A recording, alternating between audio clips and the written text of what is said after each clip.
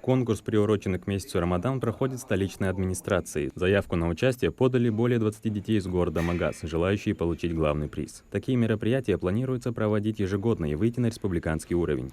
Мы привлекли имама мечети Адама Миржоева, попросили его присутствовать, а также еще 4 человека, это у нас будет жюри, разные алимы. Значит, будут они проверять чистоту чтения, красоту чтения.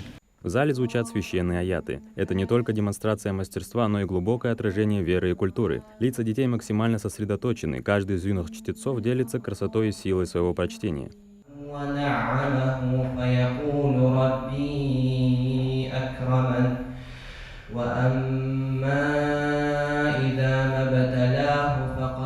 Конкурс чтецов позволил участникам продемонстрировать свои способности и получить ценный опыт. Ребята отмечают, что они тщательно готовились к этому событию, планируют и в дальнейшем участвовать в таких мероприятиях. Мне до этого еще сказали, еще в субботу, я читал каждую суру и старался слушать чтецов, чтобы соблюдать правила таджвида. Адам Гуражев, Мухаммад Яндиев, Магас 24.